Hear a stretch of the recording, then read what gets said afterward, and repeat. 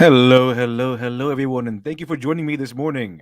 This nice Tuesday morning. I hope your Monday morning went well. Hope your Monday went well. Hope it wasn't too excruciating, too uh, overpowering for you. It was Monday after all, so I wouldn't be too surprised if it was too overwhelming. But hopefully, if you've made it through and you're here, then this stream will help because we have a whole new fresh pile of nonsense to go over. And hopefully, we can all lay back, relax, and have a good laugh at the strangeness of the modern era. It's fantastic stuff. Fantastic. Just don't take any of it too seriously because at the end of the stream, you can see that a lot of people, a lot of powerful people are going to be looking at it, all this craziness, the same way, the same exact way. Uh, they're just not taking this seriously anymore. The weirdos and the crybabies and the NPCs, they are all being ignored. They're starting to be ignored by the mass amount of people, the mass amount of powerful people who used to listen to them. And well, it's not overwhelming yet, but it is starting. The turn of the tide is well on the horizon. So let's see what we have today. Let's see what we have today. And today, what I want to do was uphold the tradition that has somehow made itself manifest in the last few streams, except for yesterday's, I think. Except for yesterday's. But in the first few streams, we had a small tradition cropped up of us covering a dying sci-fi franchise because it's dying mainly due to the the virus, the a horrible, horrible social justice virus that has infected it. But let's see if we can find it. See if we can find. Here we go. If it is, this is going to be a short reminder. I'm not going to do too much with it, but it's going to be a short reminder. Let's see. Go ahead and okay. If anyone remembers the Star Wars High Republic, the Star Wars High Republic era is a new era coming out by Lucasfilm, where they can the soft, vulnerable era of Star Wars, of the Star Wars franchise, where they can sink their fangs into and infect with the venom of social justice more easily than they could with the original timeline. Uh, that's where we are. That's where they have decided to make the new colony. Let's see. I went blank for a second. Okay, so that's where they decided to make the new colony. Okay, because they found it easier and freer to well to just make it there, to just expand on their weirdo ideas and just infect Star Wars without too much backlash. Because with the movies, with the sequel movies, it was very difficult. They had a lot of backlash because they didn't want to. These are not Star Wars fans. They wanted to go into this franchise and just take over. Unfortunately for them, they had decades of lore and love that had been building up for, like I said, decades. And the fans said no. Most of the people said no. Uh, this is um, this is not Star Wars. You're not keeping true to the characters. You're keeping true to the lore. This is absolute nonsense. So their movies began to fail for the first time in a long time. Strangely enough, the Star Wars fan became disillusioned more or less with the franchise. So you had the Last Jedi doing really well because people thought, well, maybe the Last Jedi will be better than the Force Awakens, and they were given a horrific surprise that it was the exact opposite. It was horrible, probably one of the worst movies they'd ever experienced, let alone one of the worst Star Wars movies they had ever experienced. And after that, Solo was the first Star Wars movie, I believe, in history to actually have lost money in production, at least not made too much of a profit, not the wide profit margins you expect to see. I do believe it still lost money though, because the Star Wars fan had indeed lost faith. But here they can do whatever they want without having the to carry the burden of continuity or lore. But I want to remind you because this is just funny. This is just hilarious because isn't just this always the way? So if you notice here, they have diversity twice. They have diversity in fiction. They have diversity in Star Wars wishes. Diversity and representation. So diversity and representation, not just diversity, chat. diversity and representation over here in Star Wars Wishes, and over here diversity fiction, also dinosaurs. But isn't this always the way? Right? Who's usually calling for this stuff? It's not minorities. It's not minorities, as you'll soon see, Chad. See if we can load it up real quick. I believe it's right here. See if we can get this rolling. All right. Sound muted. So they can't take us down, Chad. Make sure they can't take us down. See if we can get this playing. You have to reload it because Twitter is kind of finicky. Okay, hold on. I think I got this. I was choosing not to play it. There we go. Let's get roll it back to the right timestamp. Wait for it to load because keep in mind they have diversity and representation. Always diversity and representation. Oh, thank you very much, Twitter. No, Twitter wants me to get knocked off stream. YouTube wants to incur the. There we go. There we go. That's what I want to show you, chat. Remember, diversity, representation. If you don't like that stuff, you're a bigot. All that stuff. They even had a whole article about that. How if you are upset by having us having diversity twice on the little whiteboard, then you are a bigot and probably a Nazi and all that good stuff. All the usual nonsense. Behold their writing staff. I think they know exactly what happened. They put what I believe to be the one minority in the center. The one black guy they have on the team, they put him right smack dab in the center. Isn't this always the way? I remember pictures of the writing staff in several big name companies that that gave similar that they took similar stances of diversity and representation, and they have a 100% white writing room because it's my opinion, from what I've seen, okay, empirically seen, that minorities don't really care. All they do is go in. They want to do good work because I don't really see, unless they've been manipulated by these people, they don't really care. There's because like a lot of people, they're just regular people. I'm pretty sure this one black guy in here is just here to write a good story, while everyone else is trying to do representation and and make the next Jedi some disabled, I don't know, half brain something or other, and have 10 different races in his body or something. I don't know. They want to do all that stuff. They want to do it efficiently. So they have that's why they have one character be 10 different check marks. They can check off 10 different boxes for one character. But they usually are all these far leftists and white. I mean, the rooms are usually filled with white people. I mean, 100% usually. I mean, this is a rare opportunity where we get to see one minority in here. I think this white guy might be Asian. I'm not really sure. But usually the writing rooms that tout representation and diversity, all that stuff, they're just it's 100% white people. So again, just like always, they're seen as the hypocrites that they are, spout preaching to people what they want other people to do, but not really willing to do it themselves because then they would have to give up that job, and then can't have that. Can't have that. And they're giving out an article calling you a Nazi and all that stuff because you get mad that they're going to put yet again diversity and politics before story. That's not all. That's not all. This is it gets a little funnier, chat. A little funnier. I'm gonna go ahead and close this out, and we're going to have something else. And the Rocket Insano, thanks for $1.99.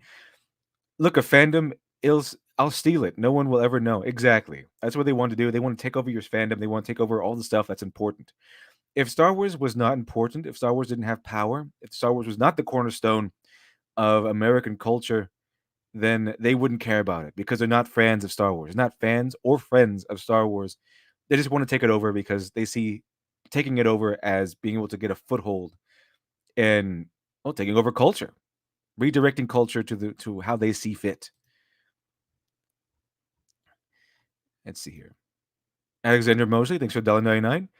This pic looks like some scene from Get Out. So overt, and it's so easy to call them out, and they don't care. They don't take a look at themselves and say, "Wow, we're not really practicing what we preach," because they don't care. They don't care. It doesn't matter to them. They can do whatever they want. It's you people. It's us. It's everyone else out there who has to do what they have to say, what they say. It's like how J.K. Rowling just went on Twitter and every day she just touted the tenets of taking in refugees, just fill your home with refugees. And then when she had the opportunity to take in refugees, she said, "No, not on my nice furniture, thank you." And she has mansions. Not, I don't think just one mansion. She has mansions and castles and things. So why is it that we, the regular people, J.K. Rowling, why do we have to fill our homes with refugees, but you, standing on billions of dollars and multiple mansions, it can just say no? This is a woman who I think cut down an entire forest or something for the view because it was in her way. Hold on, let me get this. There's some new stuff. New stuff came out today or yesterday about the High Republic, and here we go. So if you were worried, chat, if you had any concerns that the new Star Wars High Republic was not going to have more gender non-binary characters, don't worry, because author Daniel Jose Older has promised you, chat, has promised you that there are more gender non-binary Star Wars characters on the way. So don't worry. Sit back, relax. Those gender non-binary Star Wars characters. That sounds so boring to say. This sounds so boring. But don't worry. If you are looking for to Star Wars, if you're just hoping and dreaming, laying away at night in a cold sweat, that wondering if Star Wars, the High Republic, will have more gender non-binaries in Star Wars, then fear not, because the promises have been made. Stories and characterization, who knows? But the characters will be gender and non-binary. A Hack for Life, thanks for the 5. I'm beginning to understand why people hate the whites.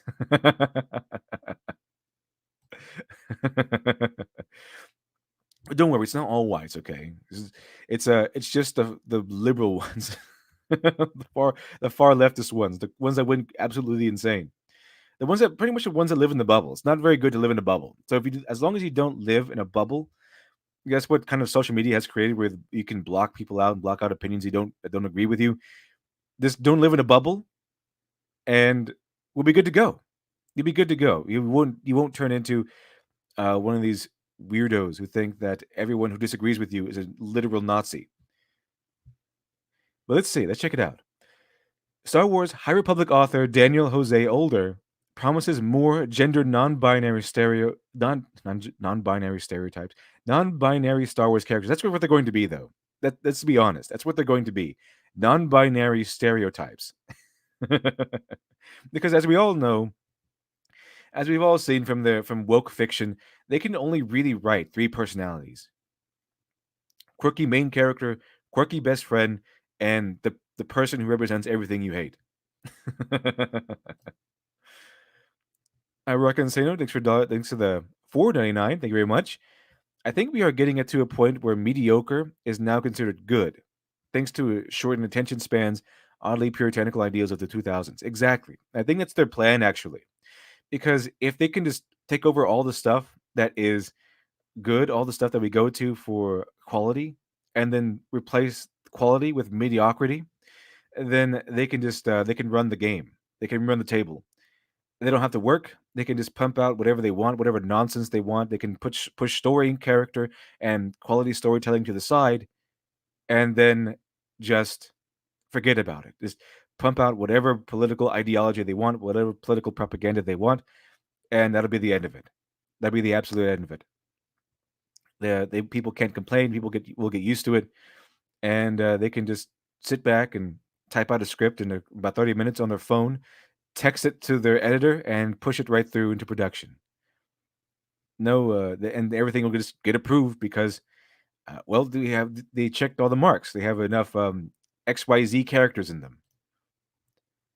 I think that's why I think that it is going on. Yeah, they want to because they have no talent, so they became angry SJWs. That's kind of the reason why SJWs kind of exist because they're a bunch of people who are talentless, or either talentless or people who don't want to put in the work to become skillful. Which I'm pretty sure the latter is more on the lines of what is actually going on. People don't want to do the work; they just want to be famous. They just want to be respected. They want to be all the things they've seen growing up that become stars, movie stars, great writers, people that have produced films. They want to be those things, but don't want to work to get there. So that's that. I was absolutely believe that. Yeah. Hack, Hatch 450SX. Thanks for the two. Morning from New Jersey, land of Corona. Lit. The coronavirus is terrible. I prefer the Sam Adams virus. It's far more delicious. Rucka and Sano, thanks for $1.99. LD, can you define what non-binary characters are? Not really. But as far as I know, non-binary characters, gender non-binary, are going to be those social justice warriors. Have you seen those toothpick girls that scream at you, but they have like the short haircut, the problem glasses, and they kind of want to become gender neutral? I'm not really sure what gender non-binary is, but I'm pretty sure it's that one where you look kind of androgynous. Basically, it's a more complicated, a fancier term for just androgynous. You don't look male, you don't look female, you look kind of in between. You don't look binary. I think that's what it is. Because as far as I've seen described, I've seen non-binary people who call themselves non-binary talk, and that's what they always look like. They always look more androgynous, more of an in between a man and a woman. Which is really funny, by the way, because they always say there's 10,000 genders or whatever, and they call themselves non-binary, assuming that there is a binary that which means two, which means man and woman. So they are confused people at the very least. Tom Brady Queen, thank you very much for the 5. All I care about the new Thrawn is the new Thrawn books. Oh, the new ones? Screw the rest. Like Marvel Comics, I've thrown Star Wars movies at a funeral in my home, in my heart. Exactly, exactly. Star Wars. Basically, you don't have to lose faith because good Star Wars still exists. It's already been made. It's in the past. You can go right to it, and that's what makes it easier. If you're looking at some of your franchises, some of your favorite franchises going down going down the tubes, as it were, just forget. Just don't think it's canon. Pretend it's not canon. It doesn't have to be canon. Just go back to the stuff that was good, the stuff that had been good before, the stuff that you fell in love with in the first place, and just pretend everything else doesn't exist. I mean, they do it all the time. So why can't we? We have more reason to do it. We have more reason and a lot more substance to our reasoning because this stuff was already made. This stuff is good. This is absolutely good, and we don't have to accept your woke, nonsensical garbage. We don't have to. It's our prerogative as the consumer and the ones who have fallen in love with the franchise to not accept not accept your woke, nonsensical garbage. Let's see.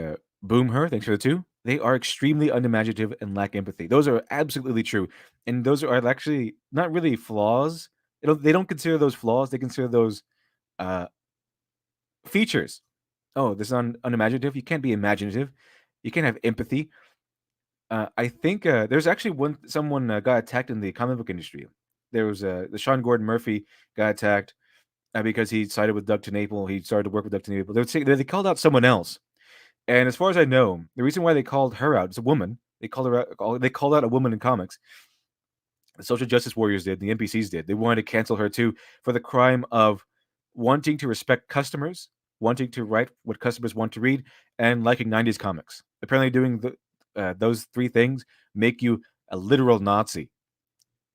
Especially that respecting customers thing. Can't do that anymore. Can't do that in the modern era.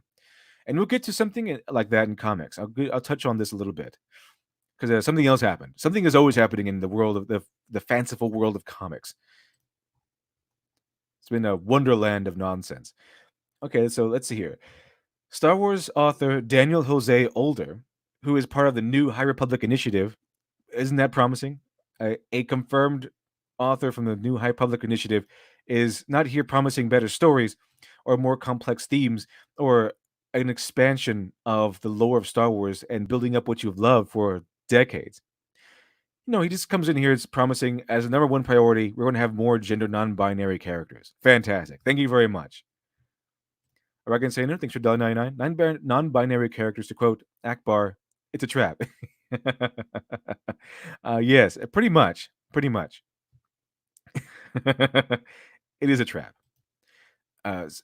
So is watching woke media at all. It's always a trap. Hack for Life, thanks for the five. What do you mean Star Wars sequels? The movie stopped after the prequels. You better get your facts straight. Oh yeah, I forgot. I think I might have had a nightmare. I had a nightmare that that Disney made Star Wars movies and it was terrible. Maybe that was bringing that my nightmare to the waking world, like Freddy Krueger. Yeah, the sequels are the Freddy Krueger of Star Wars movies. Let's see. Let's see. So the High Republic Initiative previously wrote the Star Wars novel Last Shot, a Han Solo, a Han and Lando novel. I'm pretty sure it's going to be terrible. That sounds like a good novel, right? That sounds like a good novel. Pretty sure it's terrible, but it sounds so good. Wouldn't it be interesting if they made like a buddy cop style movie or buddy cop style television show that just starred Han and Lando just for a little while on their grand adventure days? That'd be fantastic. It was as long as it was put in the hands of at least a competent writer who didn't want to inject woke nonsense into everything. That would have been fantastic. I would have liked that. Let's see here. Hex Harper, thank you very much for the 4.99. NB Alien will probably disrobe and just say, "Guess what? Guess what this appendage does?" Every couple episodes. Though my money's on most the NBs will be human. Yeah, they probably will be because if they're alien, then it won't really upset anybody, and they're really into the business of upsetting people. They really hate you. They hate the people who watch their show. Hello, Charlie's London. Hello, hello. I had Kyle Mark on the other day. If you wanted to see that, Charlie's London is also part of CG UK, but I don't think she's a communist. Let's see. Alder to write to Twitter to write. Alder took to Twitter to write because don't they all just live on Twitter? Let me say this to international publishers. Taka Gemarisia was not the first, and I can promise you they will not be the last. So Taka Gemarisia apparently was their OC in this novel and was non-binary. This is what brought up everything. This brought up everything. I was not the first, and I can promise you they will not be the last gender non-binary Star Wars character. Oh, fantastic! Thank you very much for assuring us, because I was really wondering how aren't they when are they going to put in more gender non-binary people in Star Wars? Definitely was not me asking when are they going to pump out something good in Star Wars. So there you have it. Because I'm pretty sure most people are concerned with good story, good characterization, and having a fun time following a fun adventure, rather than how many gender non-binaries you have in your story.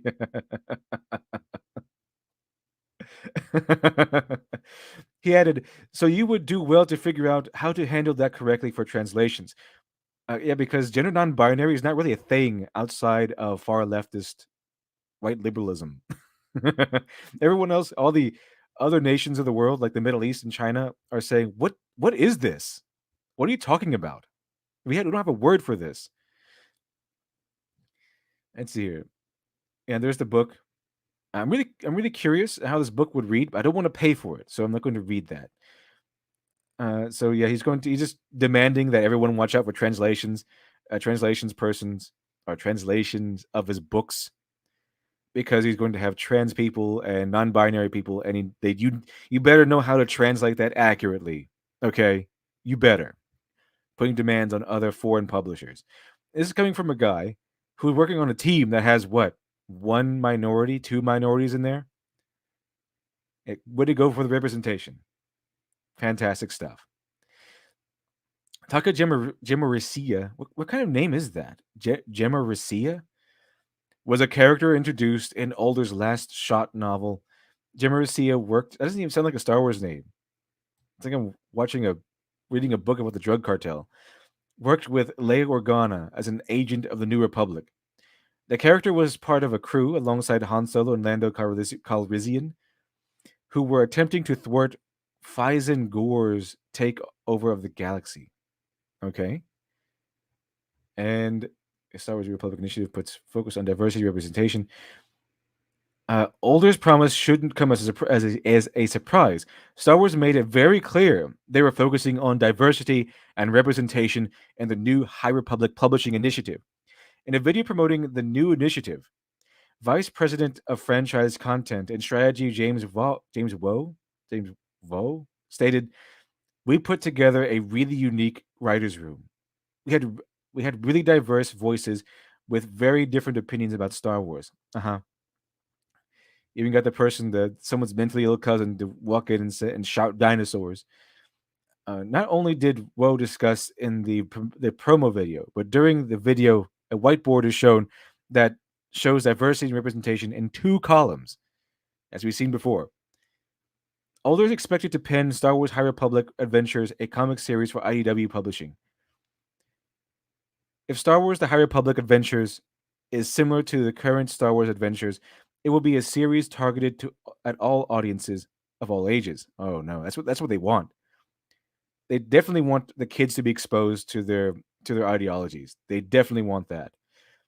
Meaning that remember, I think I've seen pictures of them taking kids to go to like sex museums and stuff. Literal kids, not like teenagers, but elementary school kids, and it's disgusting. It's gross. I think it should be illegal. I mean, shouldn't it be illegal? I mean, because indecent exposure to a child is pretty bad. But they're taking these children to these like sex museums where they have real life people having sex in front of them. It's really strange.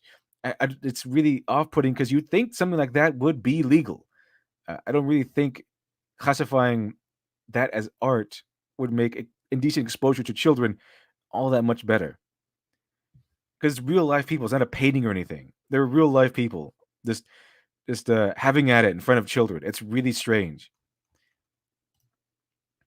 I reckon say no thanks for $1.99. I would like to see a T Rex, like see a T Rex with force powers, a force sensitive T Rex. That would be interesting.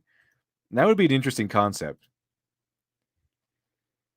Let's see here. Scott stated, "The great thing about Star Wars Adventures is that, as well as introducing a whole host of people to Star Wars, these issues may even be a kid's introduction to comics.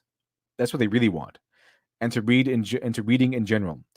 The thing is, kids don't really want gender non-binary stuff. They don't go to comics and books wanting to find out what story has the most gender non-binary people or the most representation. Kids want a book that has a really good story in it, because most kids who have not been brainwashed don't care if the main character is whatever, as long as they can connect with them through humanity. They can connect with them as a whole, because most people outside their little NPC bubbles, most people do not need to have the main character be them or look like them in order to get into the story. All they have to do is see humanity in the people that they're watching. People see humanity in the character they're following in the book or wherever, and that humanity is universal and allows anyone to connect with the protagonist of any background, any sexuality, or any gender, whatever. It's it's just how it goes. Okay, because I could tell you right now. Can you think about Can you think of when you were a kid or whatever? Did you go around to a library or look shopping for comic books, looking for what comic book has the most gender non-binary people in it? I don't think so.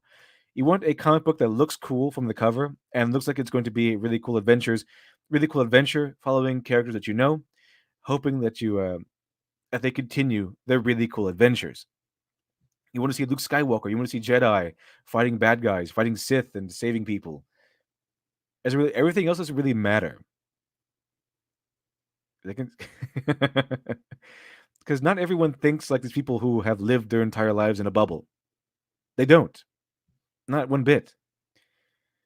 Anyway, that's the Star Wars The High Republic. It's going to be a wonderland of woke nonsense. So it's going to be wonderful stuff. It's going to be giving us wonderful stuff for the foreseeable future. Without question, without doubt. So I mean, it's really creepy that they always want to target kids. It's every time. It's always the kids, the kids, the kids. That's really creepy. That's why I want to keep a distance from these people. Just laugh at them from a mile away. That's the best. That's the best chance you can do. That's the best thing you could do. Just laugh at them from a mile away. Let's see here. Okay, so we. That's not all. That's not all. Uh, there's been this censorship has been so rampant these days. Censorship has been so rampant, and fortunately for the anime and manga people,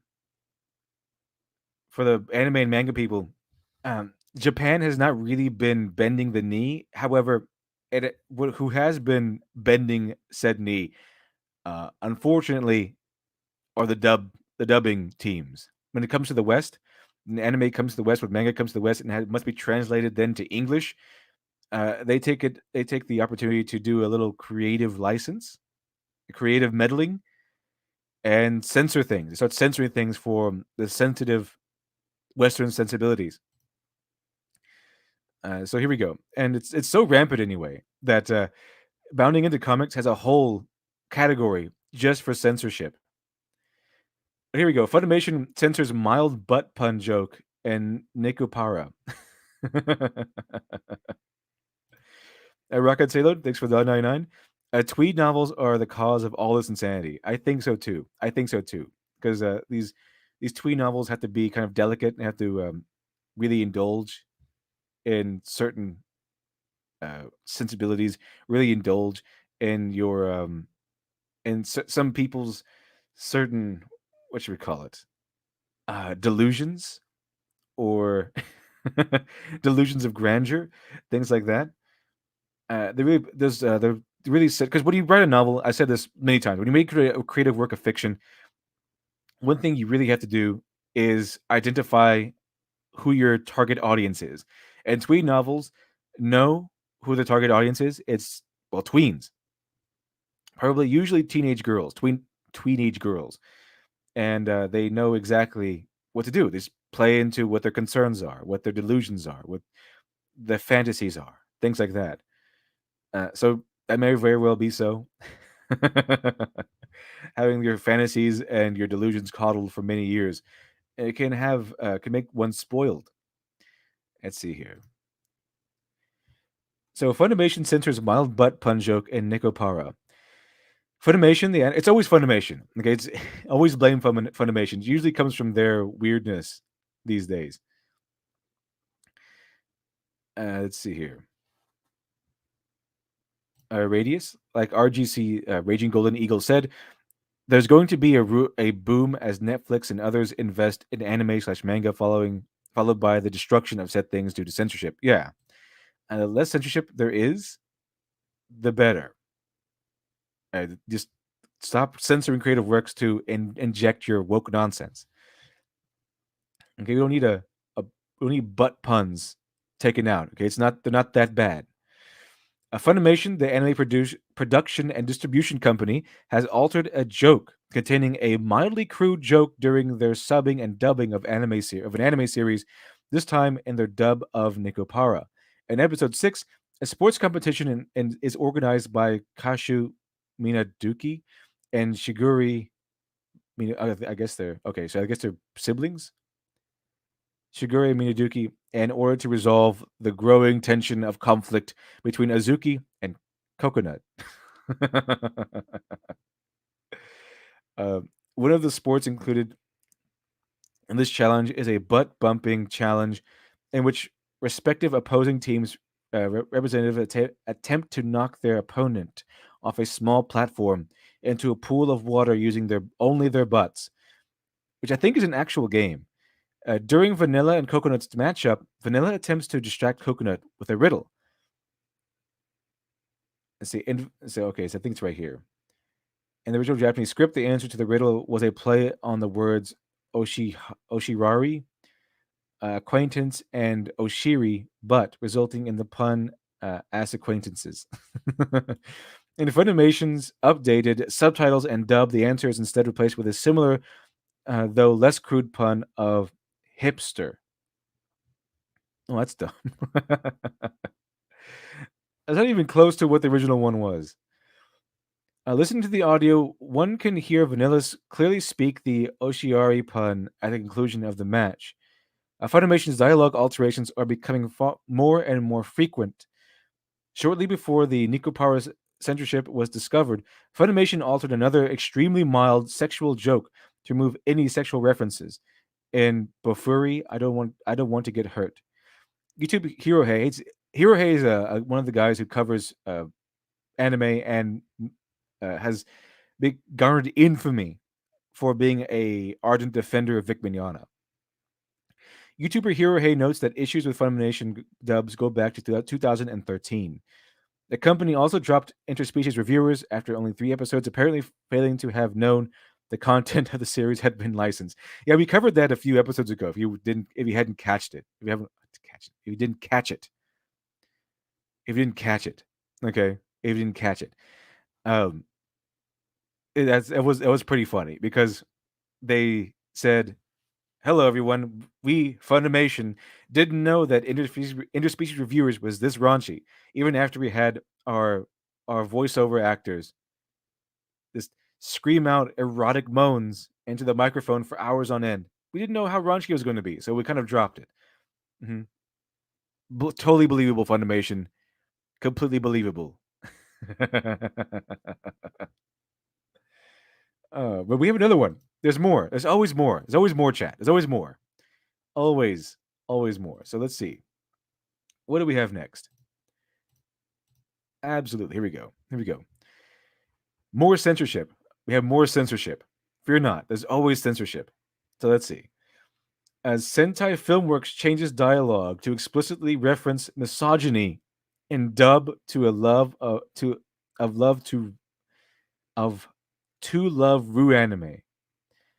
So it's to explicitly reference misogyny. So they're going to reference misogyny, just injecting, gotta take down that patriarchy. They're injecting the how desperately they need to take down the patriarchy in all of this. So we can't play the video, unfortunately, because YouTube's really finicky about this stuff. So playing the video might get the stream taken down. So let's just read the article. Sentai Filmworks changed a line of dialogue to blatantly state a statement's misogynistic implications. Got to point out the misogyny.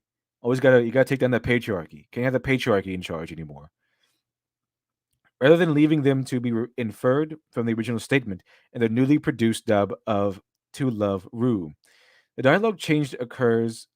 The dialogue change occurs in episode 4 after Lala Satalin, like I said Stalin for a second, Devaluki reveals that she is a poor cook, and Rito Yuki, in an attempt to escape his future responsibilities as king of Devaluki, declares that he refuses to marry someone who cannot cook. Is that misogynist? I think it's kind of a traditional thing in Japan. Rita's absurd expectations. Those are absurd expectations. How are those absurd? He's just downplaying his expectations, aren't you? He can't have his own preferences, can he? Rita's absurd expectations elicit protests from both Mikan and Zaston. The original Japanese script, Mikan states that Rito's demands are so old-fashioned. Rito Yuki, I won't marry someone who's no good at cooking. Mikan Yuki, what? That's so old-fashioned. That sounds pretty anime. It's a pretty anime line. And Sentai's film work dub, Mikan instead accuses Rito of being a misogynistic. Of course she does. Miko Yuki, I won't marry someone who's no good at cooking. That's misogynistic. In March, To Love Ru comes out later this month with an English dub. Your English dubs are apparently cancer. The full extent of Sentai's Filmworks changes to the script are as yet unknown, but more changes may be discovered upon the series' upcoming wide release on March 31st. So we can have that to look forward to. We have that to look forward to. They're just going to inject things that don't need to be injected. Instead of saying you're old fashioned, you're just straight up misogynistic. You hate all women because you yourself, as an individual, do not want to marry someone who can't cook. Fantastic. But there's more, chat. There's always more. There's always more. Relax. There's always more. We're not done yet. Now we're shifting from anime into the comic book industry. And that is, as I said before, a wonderland of nonsense. So let's let's check this out. Here we go. Here we go. So here we go. Of course, the comic book industry is rampant with uh, weirdos and far leftists and political extremists. And it's weird because it's not really so cut and dry as that. It's more like a far leftist NPC mafia. We have seen this play out several times. Uh, and it even played out with Sean Gordon Murphy very recently. But the what I like to say is remember the legend, the tragedy of Neil Adams the Wise. Neil Adams was a normal person who worked in comics. Who he's kind of old school comic creator, and he just had his I guess had his head buried in the sand for the last couple of years. And one day, Neil Adams the Wise popped his head up and said, "I just heard that the I just heard that that conservatives and people who support the President Trump are being pushed out of comics, and I want to see if this is true or not." And then he was immediately swarmed by rabid NPC weirdos on Twitter because that's where they all hibernate. That's where it's like a beehive. Twitter's like a beehive of NPC weirdos, and he was immediately swarmed. Poor Neil Adams was immediately swarmed, and he said 2 hours later, he said, "I made some calls. False alarm. There is no discrimination here. False alarm. Leave me alone. I'm going back into hiding." Uh, what he because they couldn't have someone like Neil Adams step out of line. He was stepping out of line. He was going against the narrative, and they couldn't have that. So they swarmed him for hours, calling him a racist, calling him a bigot and a Nazi and a sexist, and calling him like a Comicsgate sympathizer, all that stuff. And 2 hours later, he couldn't take it. He did not comprehend. He could not anticipate how hostile these people would be. These NPC weirdos who have nothing in their lives. He couldn't anticipate how hostile they would be. So he immediately stepped in line. He immediately fell in line with party doctrine. And not only did he just say that it was a false alarm, that conservatives were not being discriminated against, which they are. This is why Comicsgate kind of got creators, because a lot of these reasonably minded and people who also voted for the right, who have right wing beliefs, kind of were kicked out and blacklisted from the industry and fell into Comicsgate because they were targeted and pushed out of the comic book industry for their beliefs, and either their beliefs or their refusal to fall in line, who walk in step with party doctrine. And I've seen this play over and over again. You either play to party doctrine or you get blacklisted. You don't get hired anymore for comics. So poor Neil Adams, not only did he say it was a false alarm after only 2 hours of research, quote unquote research, he then became a rabid anti-Trumper, a rabid far leftist, and one of these social justice warriors because he's too afraid, he's too filled with fear of experiencing what he experienced before. So, but Dan Slott, I think, is actually uh, falling in line with party doctrine by choice. He has since recently blocked everyone, including me. I mean, everyone blocks me. Everyone on the who disagrees with me tends to block me. I don't know why. Even people I never met before, I'm just blocked by everyone. But Marvel Comics Fantastic Four writer Dan Slott says "F you" if you voted for Donald Trump, which is a growing yet dangerous mentality in the current era. I mean, they not only legitimize and celebrate, but they also encourage violence to people who disagree with them. They want to ruin your life if you voted Trump. They want to ruin your life if you voted for the right. That's what happened with Ethan Van Sciver. That's what happened with several other creators. They're pushed out because of their beliefs, their religion, their religious beliefs, or their political beliefs. Marvel Comics Fantastic Four writer Dan Parking Lot Slott took to Twitter to attack President Donald Trump supporters. Slott wrote on Twitter, "This administration is not on the top of this emergency. How do you know? Are you in the back rooms? How do you know what they're doing? Uh, can you Can you let us know who your contact in the CIA is, or the NSA, who your contact in the White House is? Dan parking lot slot. They're ignoring a or contradicting their own experts. People are dying. And people are dying. Not that many people. It's not like people are dying left and right. They're doing exaggerations now. They're saying that prisoners are ready to dig mass graves. It's not. We're not looking at the plague here. Okay, at least not yet. There's no indication that people are going to be is piling up on the streets, and we're going to be wheeling out wagons with people screaming out, "Bring out your dead." Not yet. This hasn't happened yet. He added, and he's golfing at his resort again and profiting off of it. This is a strange mentality. Yeah, Donald Trump is working constantly. People who have jobs work constantly also. But you know what else people with jobs do? Take breaks. Okay, it's not 24/7. And I'm pretty sure you do not work 24/7, Dan Slott. That's what a lot of these people who hate Comicsgate and hate independent creators do. They see you post on Twitter and saying, "Don't you have a comic book to create?" As if making a comic book is something you should be doing 24/7. Okay, you need breaks, because if you don't take breaks, especially when you're doing a creative work, your work will suffer for it. Okay, you do your best work when you're fresh minded, and then you get kind of your work kind of suffers as the day goes on, and you don't really want that. You want to consistently put out your best work. So you take a break, you take a hour break, maybe even a day break, and then you come back to your creative work when you're fresh minded, when you're ready to go at it again. We can look at things in new perspectives. Let's see here. Let's see. I'm saying F you if you vote for him again. Well, I'm pretty sure that's going to get more people to vote for him again, because you are acting like a bigot. That's what a bigot is. Someone who is intolerant of someone else with different political beliefs than they have. Let's see here.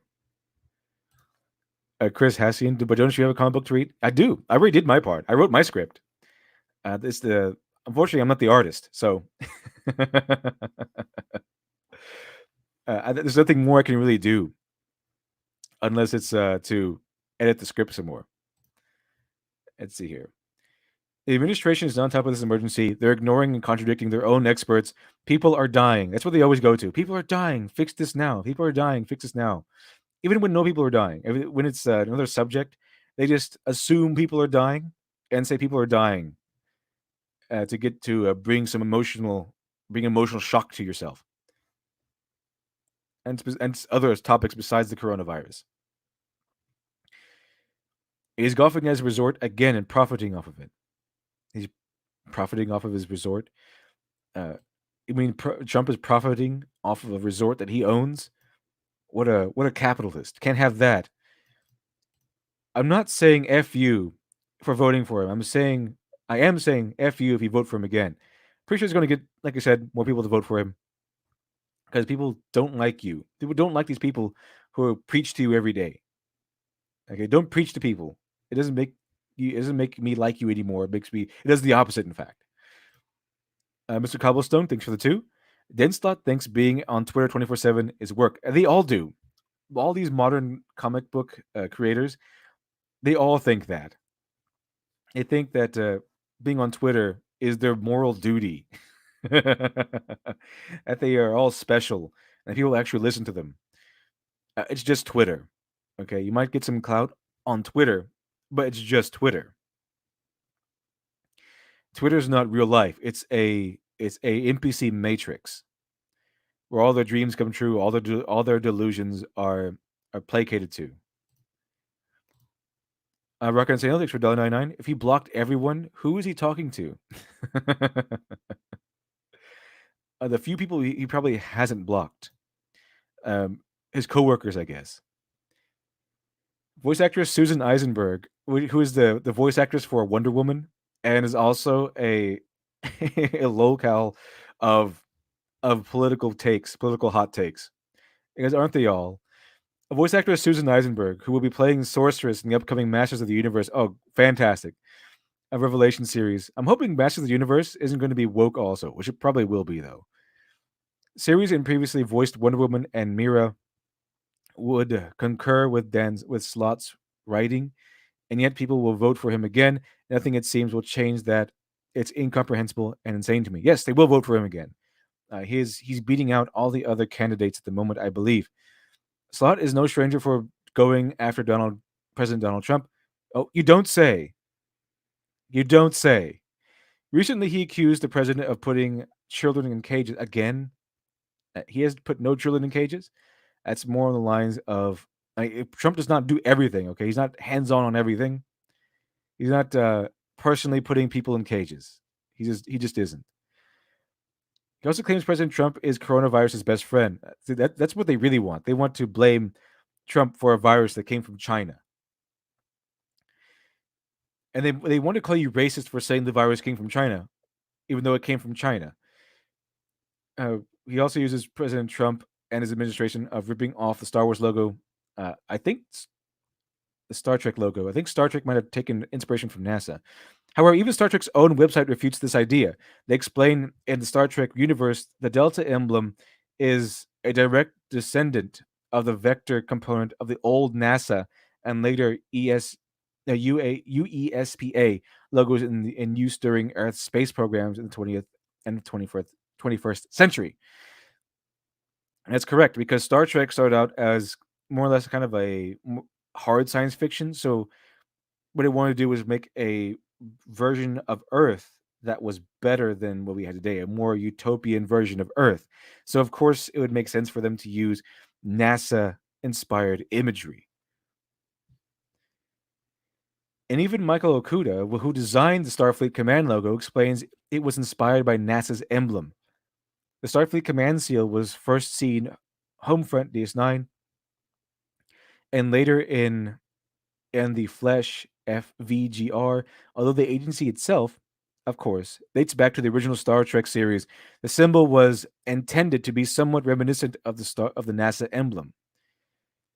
Slott also accused President Trump of announcing of a of announcing to commit war crimes. And Slott would make clear that he believes President Trump's tweets were a declaration that he would commit war crimes. Yeah, these people are all crazy. They're really crazy. This is why you don't go to people who write comics, as you know, in the industry for political hot takes or at least certainty on political stuff. Okay, you can listen to their opinions, but don't go to them for, for political commentary. Okay, like you could listen to them, just take it with a grain of salt, because it's not their job to be on Twitter all day. It's not their job to follow politics. Like Bounding into Comics points out, they're not doing their research. They're just getting angry because they are angry 24/7, and then hopping on Twitter and then spouting the exact same words that CNN or whatever told them to spout off. Just don't listen to them. I, I mean, ever since Trump got elected, I mean, even CNN and the other agencies have been so terrible at providing news that comedians and comic book creators are now thinking that they're news anchors and that everyone should listen to them. On to the next thing. On to the next thing. That was your boy, the funny parking lot slot, with his political hot takes. Let's see here. Next thing is let's see here. Let's see here.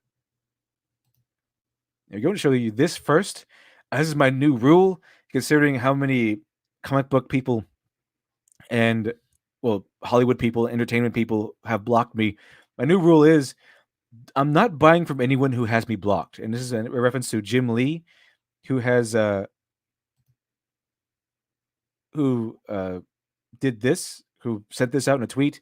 This drawing to Jim Lee is now I think the sole publisher at DC Comics, so he's kind of on top of everything. He's kind of in charge. So Jim Lee said, "My variant cover for Wonder Woman 759, which celebrates the first issue helmed by the new WW Wonder Woman creative team, Eisner winner, New York Times bestselling author Mariko Tamaki, and fan favorite artist Janine McKell, out in June." And the thing is, Mariko Tamaki has me blocked, and Mariko Tamaki has tons of people blocked, not just me. So my new rule is I'm not going to buy from you if you have me blocked. Okay, I can be as petty as you, and you're going to be feeling it more because I don't have to buy comics. I don't have to buy Wonder Woman. I don't have to buy DC. I definitely do not have to buy from someone who has me blocked.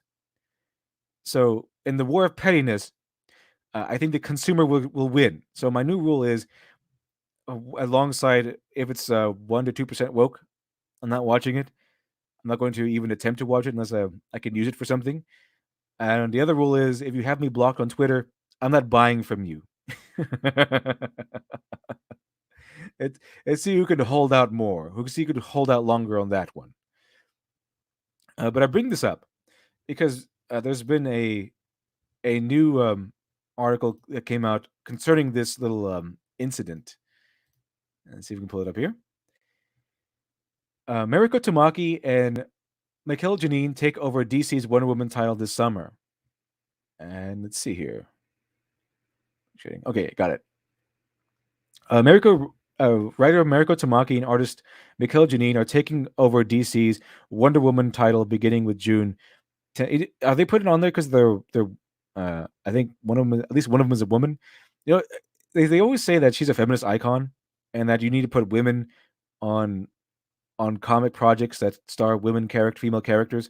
The thing is, Wonder Woman was created by a straight white man. they they kind of like to bury that fact. They kind of like to conveniently forget that fact. The thing is, Wonder Woman was created by a straight white man, and they want you to forget that part. They want to just phase that fact out into history, but it's true. So if you're going to say that, then you can't ever use Wonder Woman because Wonder Woman was created by a man. Uh, so you can't say that only women can write women's stories. Otherwise, Wonder Woman might not even exist. Let's see here. They took over Wonder Woman. That's a very short article. Tamaki and Janine take over from Steve Orlando and a rotating lineup of artists. Wonder Woman was the hero I grew up with. She was. I'm very much doubt that. They always say this stuff. I'm a fan, a big fan, total geek, total nerd. What they really want to do is say that so they sound like a good candidate for taking over the project. Was the hero I grew up with. She was my little kid living room cosplay. Tamaki said in a statement. If that's true, why do you want to ruin everybody? Why do you want to ruin them? Why do you always want to ruin the franchises and characters that you quote unquote are fans of? I have always wanted a golden lasso and invisible jet, and feel like now reading Wonder Woman, I'm one step closer. And in the first arc, a surprise character returns, Maxwell Lord, asking Diana for help, apparently. Look for more on this at Newsarama. Yeah. They always say that they're fans. They always say they're big fans of whatever they're trying to infect, and it doesn't really turn out too well. But even if they are good artists, they can be. They have me a lot of they follow the same trap as or the same they follow the same behavior as so many other creators in the comic book industry, and they just block hundreds or thousands of customers that they could have reached previously just by being normal people. But because they use blockchains, they use blockchains. So you can find it real quick because there is something to say about blockchains. But they use blockchains, and I'm tired of it. I don't have to put up with it because I don't have to put up with it because they need our money, Chad. They need our money. They need us to buy their products. I don't need them to create comic books. Okay, I don't need them to create any sort of comics at all. It's on them. It's their burden to bear, whether or not I choose to spend my money on them. But the thing about blockchains is so many people in the industry are using it. And I'm tired of it. I'm tired of this arrogance that they have. So I'm just not going to. If you block me anywhere, I'm just not going to buy from you. It's just not going to happen. Exactly, Radius. They are not entitled to our money. Exactly, but they think they are. They think they are. They think they can treat customers like trash. They can just wave off your concerns, and they can block you, and that you will still buy their comics because you like them that much. You like the characters that they're using that much, and you have no choice. There are choices. Okay, I don't have to buy Wonder Woman. I don't have to buy anyone that's woke. I don't have to buy anyone who has me blocked on Twitter. So I can be petty too, but I think if we're all petty at the same time, the consumer will win. The consumer will always win. Let's see here. But here I found the thing on. I found something people in the audience might be interested in. Here, let me see if I can pull it up real quick. Do it gets up here. Mm-hmm. Go to the right thing. Here we go. Here we go. This is Peter Simeti. He is the He is the publisher of Alterna Comics, and he several I think about 1 or 2 years ago he got a lot of flack, a lot of blowback from these NPC weirdos and for these you know who I'm talking about, the NPCs. I'm just gonna say the NPCs. He got a lot of blowback from NPCs on Twitter, not for siding with Comicsgate, but for being reasonable. And the thing that really sparked the backlash against Peter Simeti and Alterna Comics was that he forbade blockchains from anyone who creates under the Alterna Comic industry, the name. If you are a creator who uses Alterna Comics to publish, you are forbidden to use blockchains. You can block individually. If someone is harassing you, you can block them, but you can't mass block customers. And the backlash against Peter Simeti was so violent, so terrible.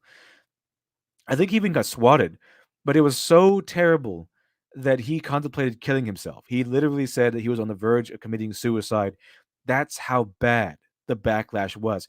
And Comicsgate ran to his defense. He did not remember. He did not side with Comicsgate because he publishes things that are he publishes anyone that's dedicated to story and all that stuff.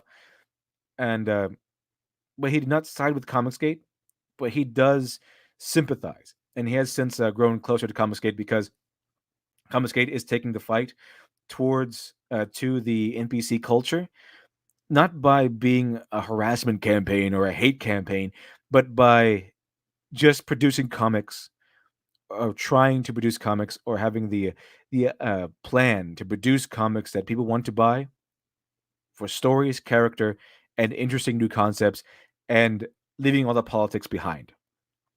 And Peter Simeti has since his company has grown exponentially since then because he decided to say no to the NPC crowd and yes to the customer. Not yes to Comicsgate, yes to the customer. Because when you say yes to the customer, when you listen to the customer and you put out stuff that they want that makes the customer happy, you can't lose. Okay, it's very difficult to lose, very difficult to fail. When you listen to NPCs, very easy to fail, very easy to lose because they have no idea how humans work. Rocket Sailor, thanks for $1.99. The scariest thing is they think they're edgy. Yeah, they do. Because they're so puritanical, they're not. They're not edgy at all. They're very quirky. They have like as your boy Zach says, your boy Zach describes fat auntie humor, fat white aunt humor. They only think that it's funny if it's a pop culture reference, or if it's totally random humor, or if it's quirky, or if they think it'll make the white man angry or whatever. That's when you think it's funny.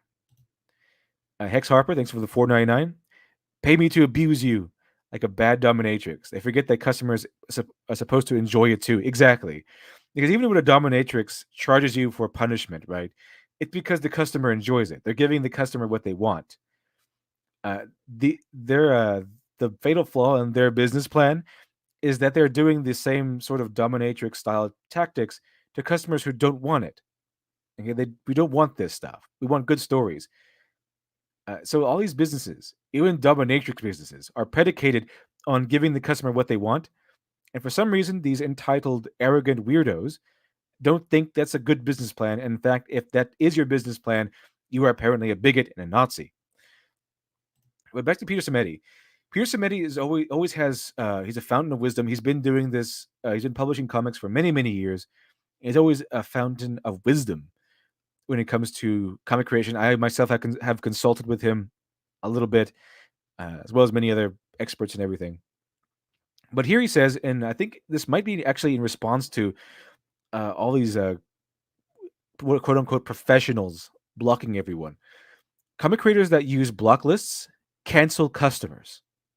Lack of customers cancel sales. Lack of sales cancel books. He's like the comic book Yoda here. Hate leads to anger. Anger leads to something else. That sort of thing. But this one makes a lot more sense. This one makes a lot more sense because he's absolutely spot on. This is exactly what I was thinking of when I saw that was blocked by someone Jim Lee was promoting. Comic book creators that use block lists cancel customers. Lack of customers cancels sales. Lack of sales cancel books. All of this hurts comic book shops, and ironically enough, ends up hurting the creators that use the block lists as they cancel themselves. So essentially, because the creator is so reliant on the consumer, is so reliant on the money generated from people actually wanting to buy their books, that even though they think they're being edgy or sassy or quirky by saying not today, Nazi. I canceled the Nazi. I blocked the Nazi. I muted the Nazi. You're going to be screaming to the void. They're ultimately canceling themselves. It's almost Confucian. He who cancels customer cancels themselves. And he's put that in a fortune cookie. Uh, yeah, and Peter Samedi is Asian, I believe. So that's where I guess that's where the wisdom comes from. Okay, now enough with the racist humor. It says YouTube. You can't do that here. Can't do that here, Chad. But yeah, this. But regardless of that, this is almost downright confusion. Uh, Comic book creators cancel customers, and cancel customers bring canceled sales. Canceled sales bring canceled books, and in essence, he who cancels the customer cancels themselves. It should go in like a proverb book for business. This Peter Samedi is very wise. He has a lot of wisdom from all of his experiences in the industry, in publishing. So this perfectly encapsulates my feelings towards being blocked by all these industry professionals. Not good. Not good industry professionals. Not good. You should probably listen to Peter Samedi. He knows what he's talking about. His business has grown over the year of these last few years, ever since he decided to deny NPC nonsense and embrace the customer. So I just wanted to show you that. Go to these, and we have more chat. Don't worry, we have much more. Many more on the way. Let's see if we can get this up real quick. Reconcile, thanks for $1.99. Lack of sales canceling comics? Ha. And who would have thought? Who would have thought that's how it worked? Because I really wanted to cover this. I think I might have accidentally closed it. This is old news. This is really old news. But I find this news that I'm about to bring up really entertaining. Really entertaining. And every time I bring it up, people keep asking me, what is it? So even if though it's old news, it might not be popular news. So let's see. It's more nonsense. It's more nonsense. Let's see here. Uh, it up here. I think I can find the video real quick. I accidentally closed it earlier. Here it is. Here it is. So I want to go into this before we move on, and this might eat up the rest of the time. I don't know. It's a 20-minute video. So let's see here. We got movies, chat. We got movies. Move in a little bit. Okay, so the SCP Foundation is a kind of a creepypasta development. At least it started that way. It's a fake uh, foundation. It's a fake little pretend a clandestine organization that finds unusual things, unusually scary things that humanity and the rest of the Earth's population can't really handle. I think this is where no, I don't think this is where Slender Man came from, but it has a lot of weird things in here, and it's really interesting. I really like this story set, and they had every single identification in there has its own monster and its own classification. It's really interesting stuff. Really interesting stuff. And it was a creepypasta esque style collection of stories.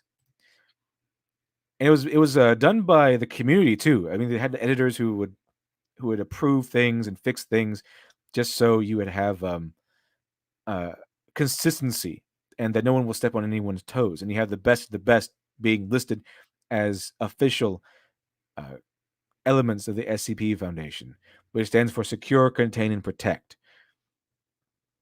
Tomberry Queen, thanks for the two. Twitter, like feminism, is pure brain poison. Pretty much. Pretty much. I've seen Twitter turn many people into ravenous, rabid monsters and beasties. So let's continue. See what he has to say. This is Down the Rabbit Hole, by the way, by Frederick Knudsen. Let's check it out. Let's check it out in a second here. Check it out in a second. I believe that I forgot to. No, I clicked it this time. Why isn't it working? There. Share audio. Share audio.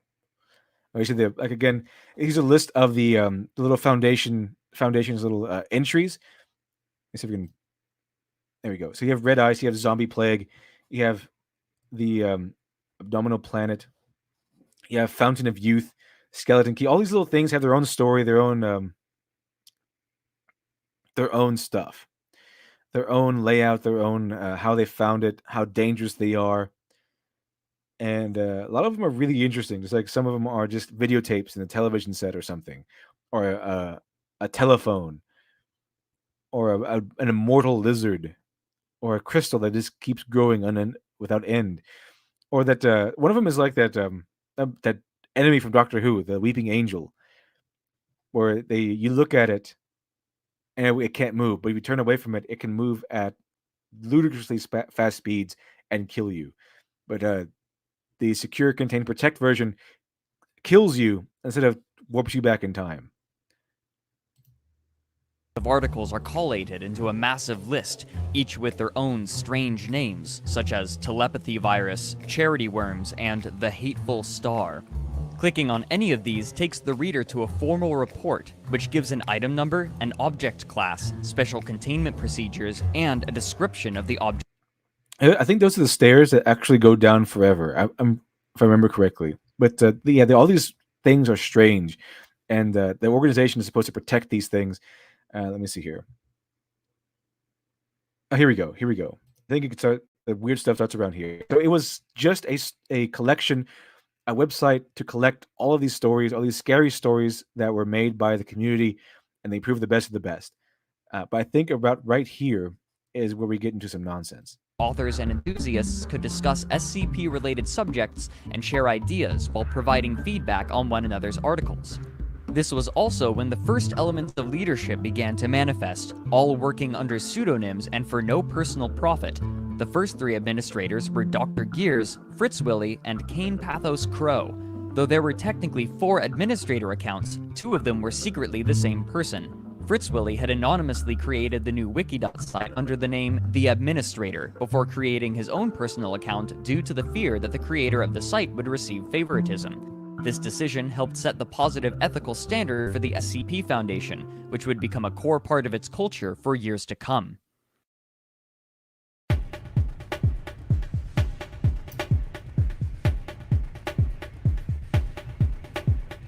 Though the SCP community was still very small, there were enough people that the general quality had begun to decline, since many would That's the thing, by the way. That's the a thing that stays in motion, that stays in place as long as you can see it, and then will kill you if you take your eyes off of it. I think the procedure here is to have 2 or 3 people go in at once whenever they have to wash down everything, and one person is supposed to keep an eye on it at all times, because if you keep looking at it, It cannot move. It cannot move. Let's see here. Let's see.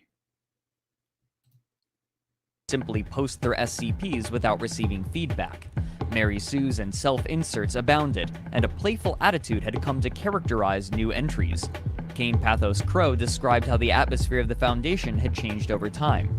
The Foundation itself is no longer this great shadow that looms over the horizon, too huge and far-reaching to truly see. It has become a pet, something that allows itself to be tamed and groomed. Dr. Gears diagnosed the issue with dramatic flair. As we add, we destroy. With every entry, it peels away the horror more and more. Some entries add and even enhance the feel of the first entry. However, many more tear it down. Along with this diagnosis, he offered a threefold treatment. 1. Massive deletions. We have a ton of SCP items and we could trim over 1/4 of them with no issue. No decommission, no please edit pleading, just gone. Free the number for someone else. 2. Stricter edits. If people ask you again and again to edit your work and you do nothing, be prepared to lose your article. If you don't want to be productive, we have other people who are. If your only response is, okay, you fix it then be prepared to lose your article to the editor. If you make a steaming pile of crap and someone edited it into solid gold, then they should get the credit, not you. 3. Banning. If you are consistently a jerk / uncooperative / stupid / horrible at writing, we do not want you. Entered into the administration of the Foundation Wiki. Members began manipulating the rating system in order to protest certain actions rather than police the quality of articles, and one moderator in particular, under the name Dr. Kondraki, began acting out by abusing his moderator privileges. Many of the higher tier writers who had enjoyed the atmosphere left the site, further reducing the average quality of articles. The timing for this schism could hardly have been worse, as the one person with ultimate power over the site, Fritz Willy, aka the administrator, had been missing for some time. If the SCP Foundation was to survive, severe and swift action would have to be taken.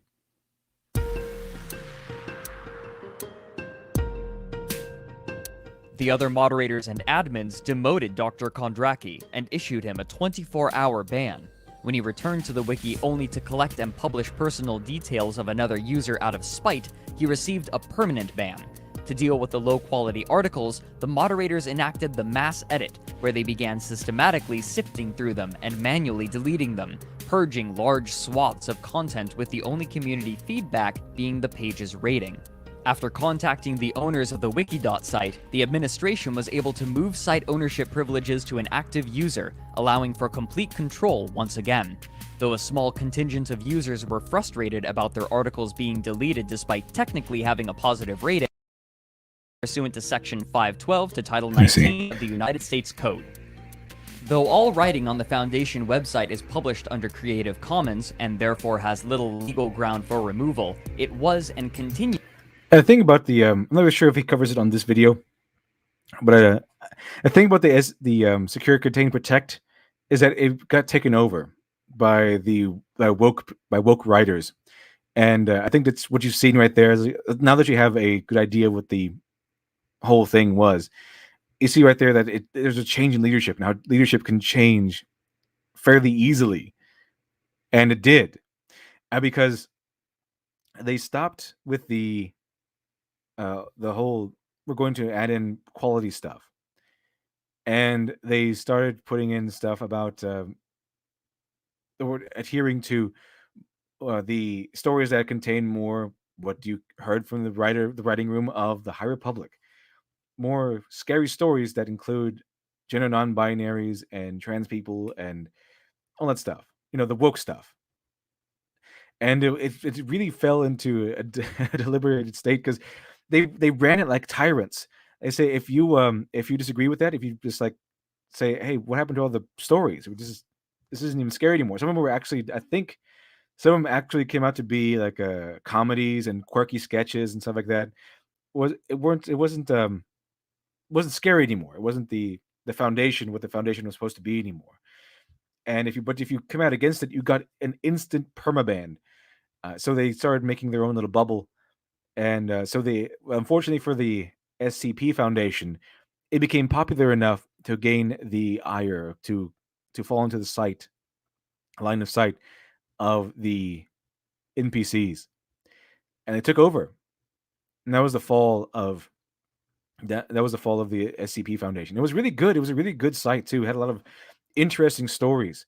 A lot of interesting stories. A lot of interesting stories. A lot of good stuff existed on there. And it's unfortunate that it was taken over, but it was taken over.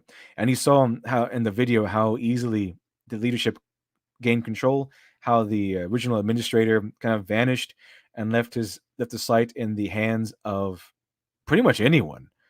And the original leaders got demoted.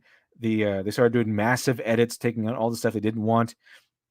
This eventually led to them just getting rid of a lot of the good stuff, and then adding in the friends stuff, adding in all the woke nonsense. I think they had like a story about a satellite dish that was just a satellite dish that was sentient but had like a what was trans or something, didn't know its gender identity, and that was the whole story. And then what you might have heard of though, what you might have heard of is the story about the doorknob, like a doorknob, a sentient doorknob, and how Twitter got really mad that the writer was insensitive, that the people who opened the doorknob did not get the doorknob's consent. It was treated like a sexual object. That was it. They were objectifying a doorknob. They were sexually objectifying a doorknob, and that's what this came from. The nonsense that happened in the SCP Foundation. That's where it came from. Twitter got upset that they were sexually objectifying an object. I wish I could find that one. Let's see. I don't think it covers it. I'm not really sure. But that was ridiculous. But it was sad also. Sad all the same. Angel of the Sword, thanks for $99. There are a few SCP sites. Only some are woke. You have to keep making them. You have to keep making the sites so that you can stop them from being woke. Because once you go woke, you go broke. Once you go woke, things really start to suffer. Angel of Thy Sword, I did get your email, and I'm going to be reading it today. This is so you know. Okay, and now we can move on. Didn't take as much time as I thought. He wasn't covering it, but here we go. Let's see. More comic book nonsense. Let's check it out. Let's check it out, chat. Let's see if I get this up here. And Marvel Comics. Oh, it's always Marvel Comics, isn't it? It's always Marvel Comics. Marvel Comics uses Mary Jane Watson to call classic TV show The Honeymooners misogynistic. Because why not? Because why not? Because of course you're going to call it The Honeymooners. Marvel Comics used Spider-Man. Marvel Comics used Spider-Man love, interested Mary Jane Watson. Marvel Comics used Spider-Man's love interest, because without the possessive little s there, it looks like Marvel Comics used Spider-Man love, but they didn't use Spider-Man love. They used Spider-Man's love interest, Mary Jane Watson, as a mouthpiece to call classic TV show The Honeymooners misogynistic. That's what these characters are to them. They're mouthpieces. They're not really characters. They're just mouthpieces who are begrudgingly in a story. Because if they had their way, if these weirdos had their way, they would just have characters that you know and love to stand there and spout politics to you. But unfortunately for them, they have to put them in a story so this right went up in an afternoon or something. Let's see here. In Marvel #1, a story and art by Frank Espinosa, with dialogue by Sajan Saini titled Spider-Man, Make My Day, sees Mary Jane Watson describe the Honeymooners as misogynist. The story sees Mary Jane Watson tell Spider-Man to cut back on his webbing because it costs too much. Look, I'm okay. Don't worry. Next paycheck's in a week. Peter, your savings? Where are your savings? We're a couple now. The rent soaring. The rent soaring with the coffee bars and craft. How are we going to get a bigger place? Of course, Spider-Man has to be a loser. Of course, he has to be. That's your lifestyle, pretty lady. Ain't me doing it to New York. Ain't me doing it to New York. What? Right. Superheroes dedicate private property valve. What? Right. Superheroes depreciate property value. Oh, that's a U, not a V. Okay. Cut back on the webbing. Excuse me? I catch you. You spray that stuff all over the city like reckless. Is that stuff all over the city? What is this dialogue? Who wrote this stuff? You know cops on New York one you know cops on New York one complain about clearing your webbing?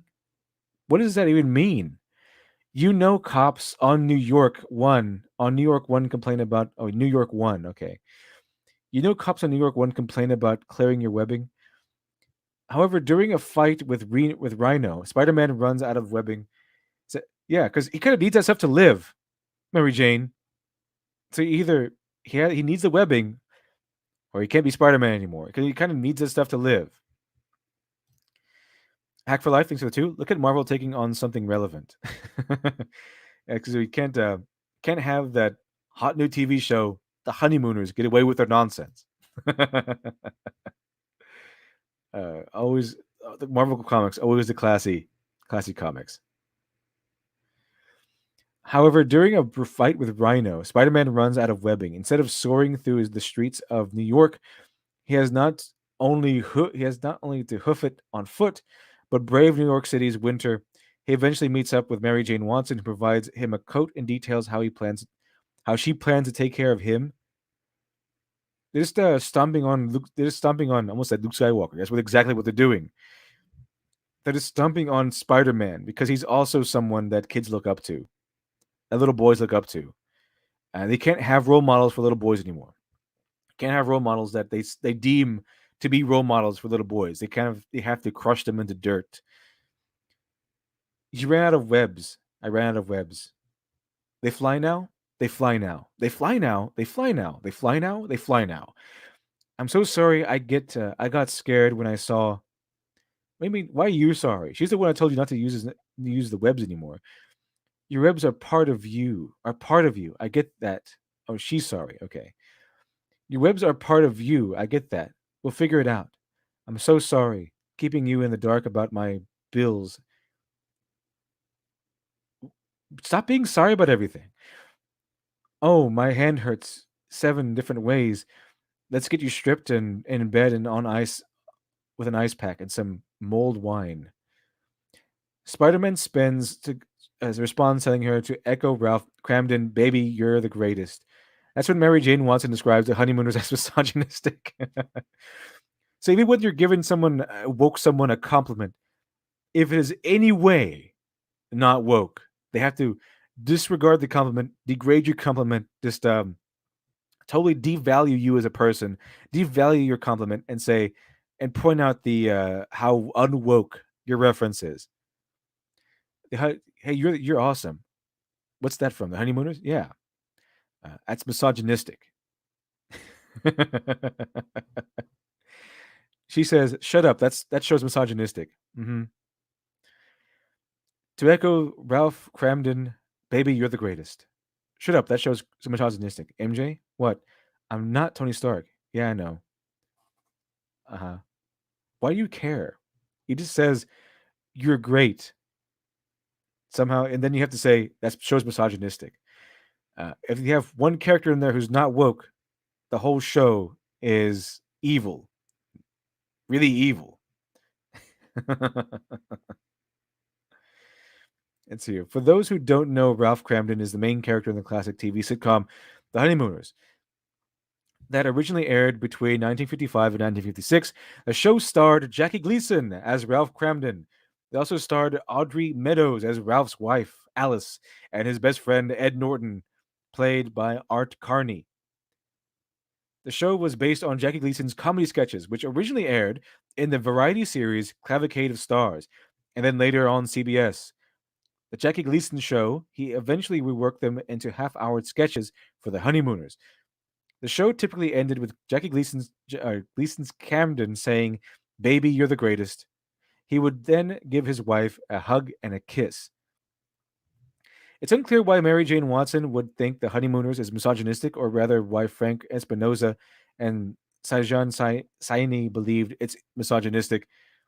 The definition of misogyny is the hatred of contempt or prejudice against women or girls. I'm not sure how a husband telling his wife he loves her and following it up with a hug and a kiss is misogyny or misogynistic. This is exactly what normal people think. Normal people think this way. I would argue it's the complete opposite. Arakan Seno, thanks for $99. The webbing degrades and disintegrates in a day. Oh, okay. I didn't know that because I'm not I don't read Spider-Man that much, but yeah, I would believe that. That totally sounds plausible that his webbing would disintegrate in a day. Otherwise, the city would just be covered in it. It would be ridiculous. It would be a public nuisance. Boomher, this is awful. It is awful. Not woke nonsense usually is pretty awful. If you're trying to say that the show disparages women, they probably forgot that Alice isn't afraid to give Ralph a good talking to when he messes up. Or maybe it's because they don't understand comedy. That's definitely it. That definitely is at least one of the issues, if not the main issue, at least one of the issues. They don't know what comedy is, because in order to understand comedy, and in order to produce comedy that people laugh at, you have to have a sense of humor. And the first thing to go when you become woke is your sense of humor. It just dissolves, kind of like a snail under a bed of salt is dissolved into goop. Once you go woke, you you stop being funny. You stop thinking things are funny, and you stop having a sense of humor. Let's see here. This is just another example of Marvel Comics pushing identity politics, and why comic book readers continue to abandon the medium. But I thought comics were doing great. Look at all the manga everyone is reading.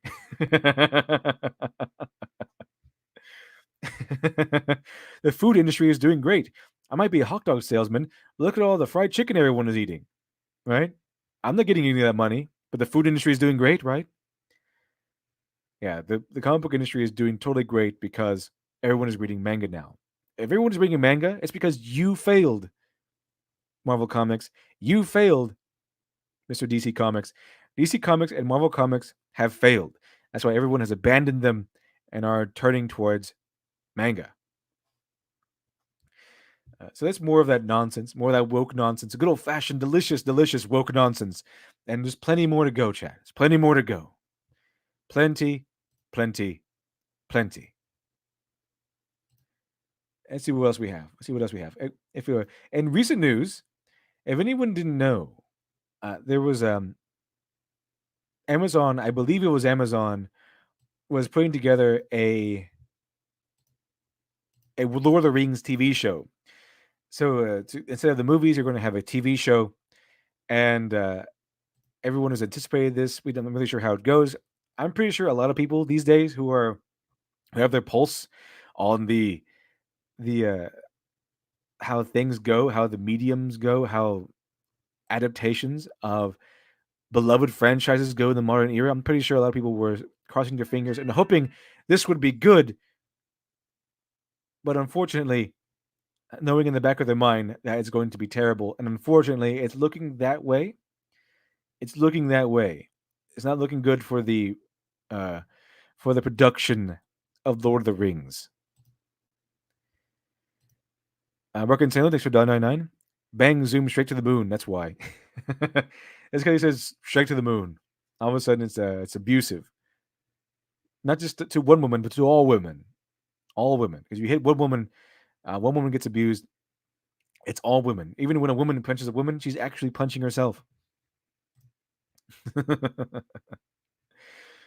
But unfortunately for the production of Lord of the Rings, the TV show, they recently fired their entire writing staff. All gone, just all at once. And season 1 is now put on hiatus. This is like some very competent individuals who are running the show. Information regarding the upcoming Lord of the Rings television show on Amazon has been few and far between. But now a rumor of the One Ring details that the entire writing staff for the show has been fired. Well, isn't that promising? Now, now they can't ruin Lord of the Rings too. How terrible! How absolutely terrible! Nibbler, thanks for the 5. Hey, Devil, I always wanted to write books. I'm never short of ideas, but struggle with confidence. Any tips for aspiring writers? Love your content. Well, thank you very much. Appreciate it.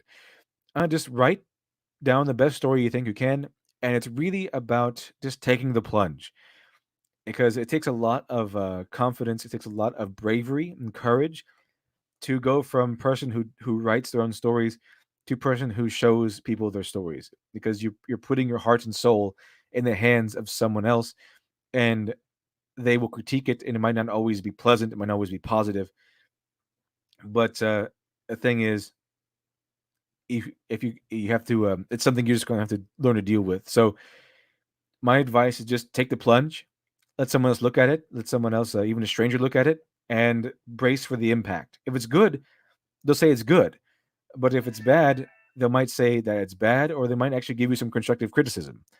Either way, it's just going to be something you're going to have to deal with, especially if you want to become a writer someday. You're going to have to deal with both people who just hate your stuff because they just hate you or they hate the genre you work in, or people who dislike it for reasons they can calculate for you, or most or better yet, people who actually love your work. So it's the best tip I can give you is just to brace for the impact and take the plunge. Show someone your work, put it in their hands, and let them tell you what they think. Hope that helps. Hope that helps. Etsy here.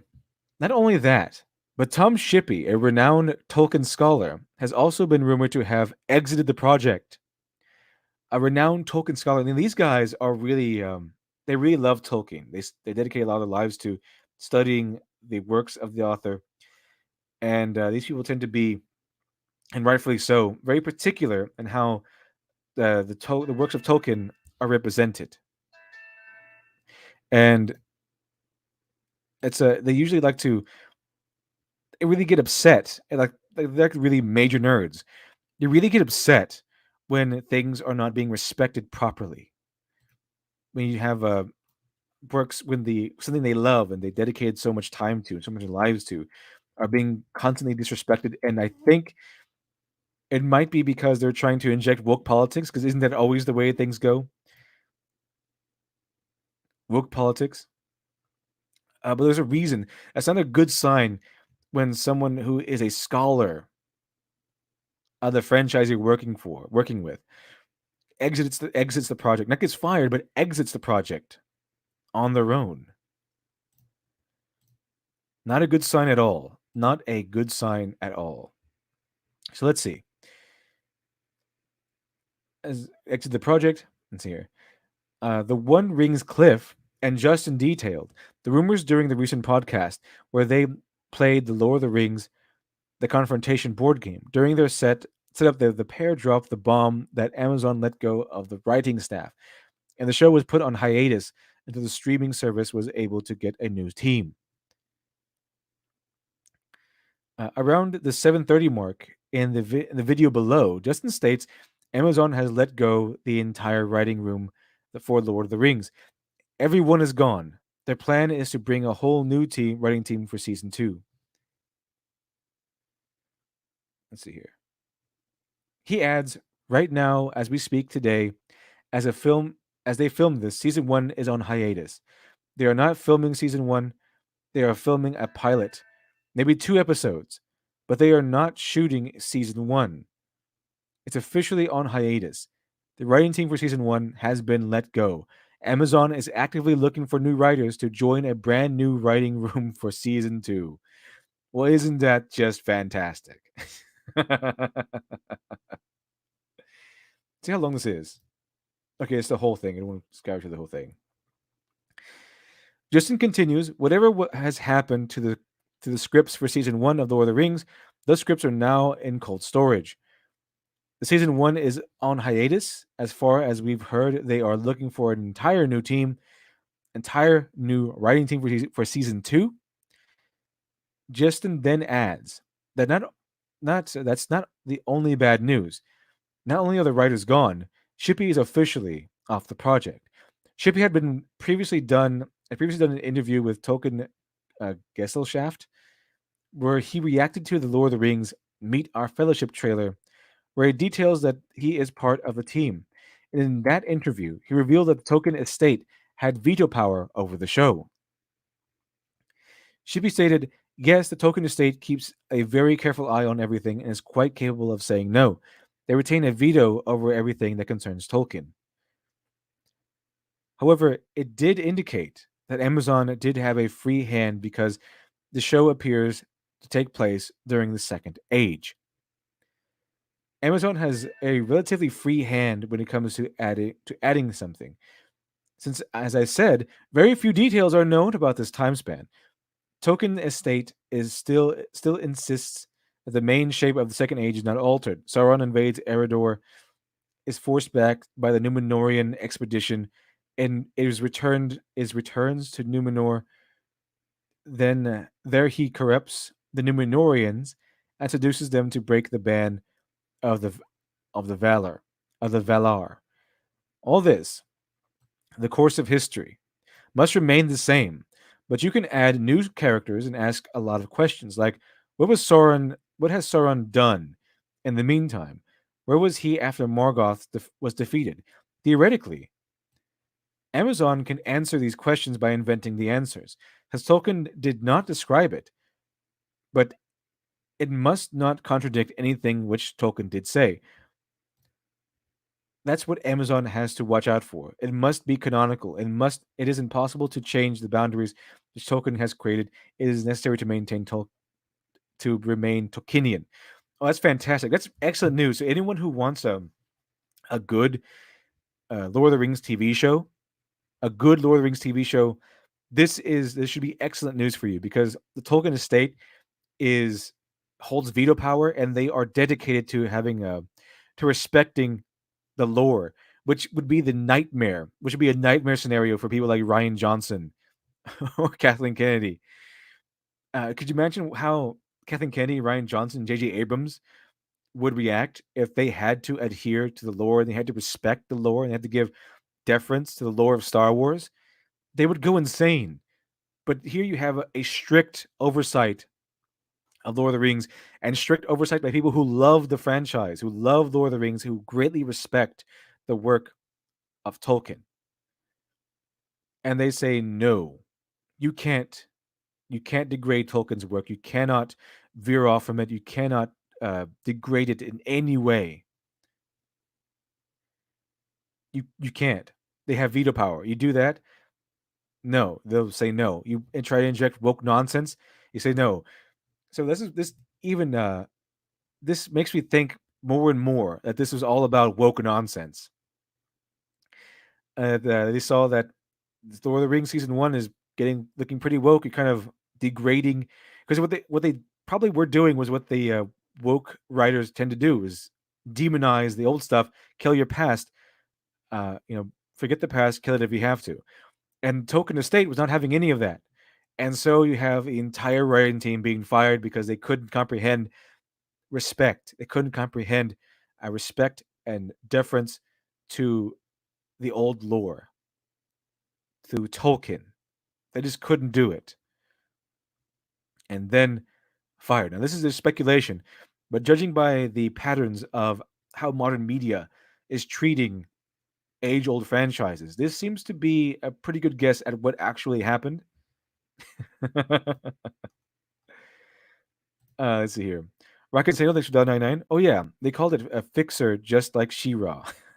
They call it a fixer. They had this Tolkien scholar, and the Tolkien scholar apparently exited the project in protest or something. So this is if you were hoping for a Lord of the Rings TV show, fear not. This seems like good news. It seems like good news because I'm guessing if they didn't get rid of all the writers, if the Tolkien scholar did not run away in protest, and if the Tolkien estate did not have veto power, you would seemingly have yet another woke version of a franchise you love that stomps all over the legacy of all of your favorite characters that you've grown to love over the decades and years. They probably make Bilbo an evil person, or they probably make Bilbo descendant from Hobbit Nazis or something. Who knows?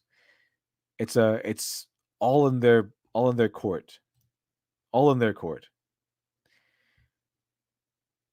Let's see here. It's unclear exactly why the show would be put on hiatus and why they would put a recruiting a whole new team. Director J.A. Bayona did recently share a set photo from Lord of the Rings from the Lord of the Rings of a tree. Okay. He also indicated he's in Auckland where they are reportedly shooting the show.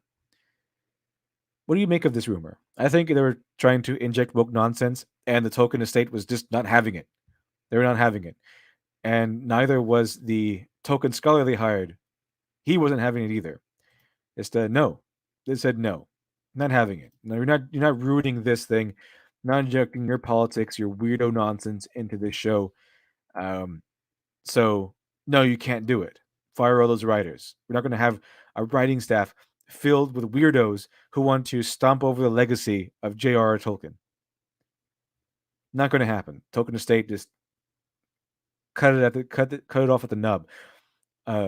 What is that? I remember that quote from Captain Cisco in DS9, where he says, "Sometimes when you have a house so full of termites, you can't fix the house. You have to burn it down and then rebuild the house." Uh, kind of a fitting metaphor, isn't it? That the writing staff, that the writing creative team of the Amazon Lord of the Rings show was so toxic, was so poisonous that they couldn't save it. They couldn't salvage it. They had to just rebuild the house, as it were, fire the whole bunch of them, rebuild from scratch, if they wanted to rebuild at all. Fantastic stuff. This is good news. This is good news, chat. It's good news, but I have more good news. More good news on the way. More good news. Let's see here. We're gonna watch a little segment from your boy Yellow Flash as he covers how the overwhelming, the overwhelming reaction to Batwoman has been, and the overwhelming reaction to Batwoman, how women are supposedly flocking to it, or supposed to be, because the Batwoman was made for women. They said it's not made for men, not made for you. It's targeting a female audience, and see how that's working for them. Let's see how that's working for them, Chad. Go ahead and switch it up here. Switch it up.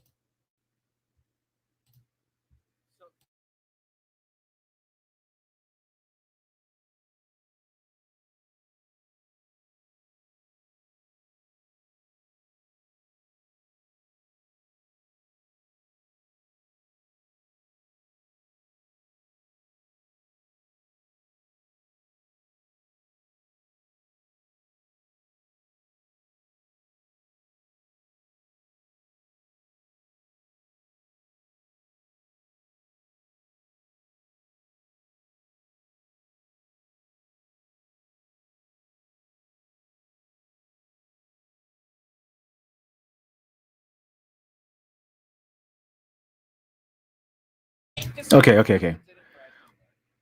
1 second here. 1 second. I always forget this.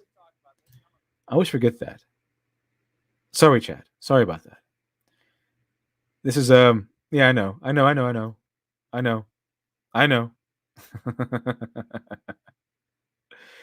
know. This is a very annoying aspect of StreamYard. Let's do it again. Time to share audio. There you go. Okay, so let's start over. For Batwoman.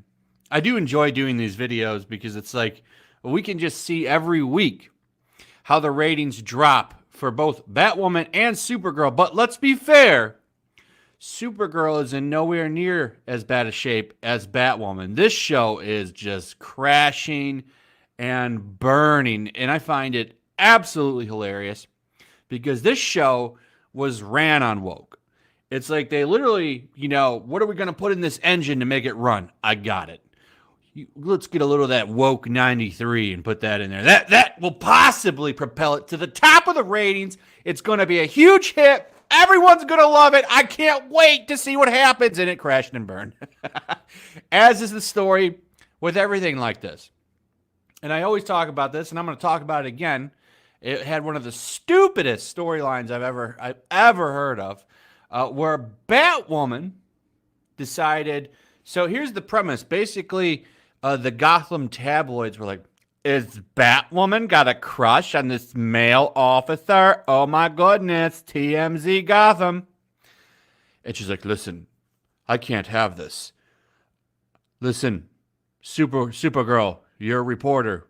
I want to give you an interview as Batwoman and tell the whole world that I like chicks." So you can see the ratings have plummeted. The ratings have plummeted. People, it suffers lowest ratings to date. And the reason is, they just can't help themselves. They need to concentrate on woke nonsense. They need to concentrate on woke agendas instead of giving us stories. So instead of giving us Batwoman's adventures in Gotham City, it's always predicated on how egotistical she is. She must have people know that she's not Batman. Must have people know her sexual orientation. Just can't have it. Can't have it that where she's a woman of mystery. She just can't have it. They have to somehow always steer the plot. Always steer the plot into woke talking points. What's your gender identity? What's a Batwoman's gender identity? What's all this? What's going on? They always have to steer into woke nonsense, woke talking points, and they do so gleefully and happily because they might have low ratings. The ratings may be plummeting into absolute nothingness, but they're happy about that because in their minds, they're turning away all the Nazis, they're turning away all the bigots who can't stand their strong female or strong independent lesbian woman or something. In their minds, the audience can't stand that. That's why their ratings are terrible. In no way do they ever think that the audience is turning away from them because there's no story here. It's just woke preaching after woke preaching.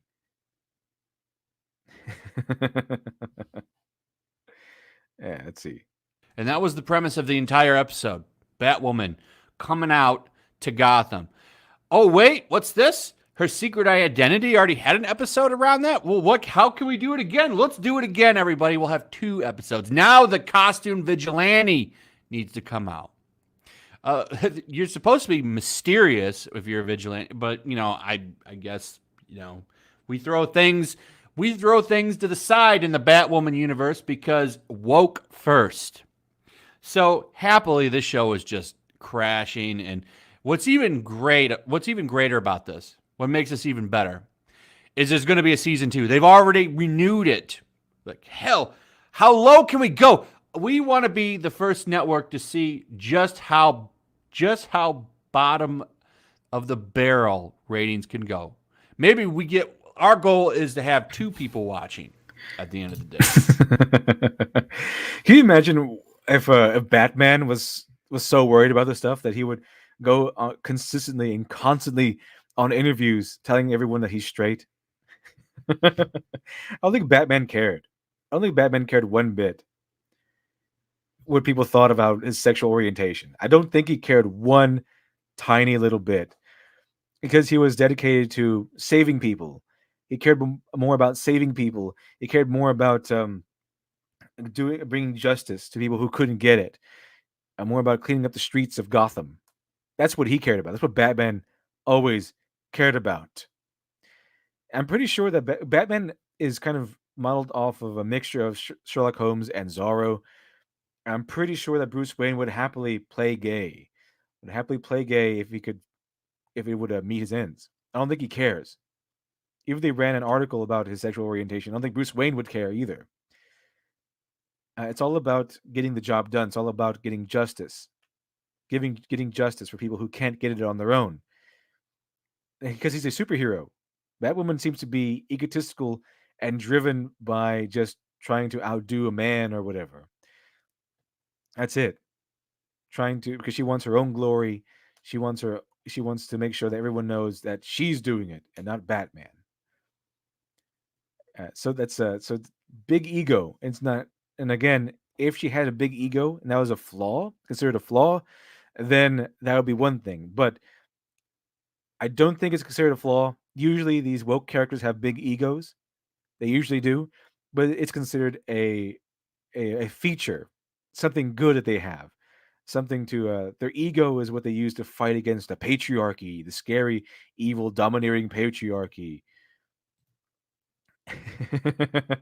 But as you've seen, Doctor Who and Star Wars, Batman, Batwoman, whatever it is, wherever woke nonsense rears its ugly head, no matter how popular, no matter how invincible the franchise seems to be, woke nonsense is the disease that can kill it.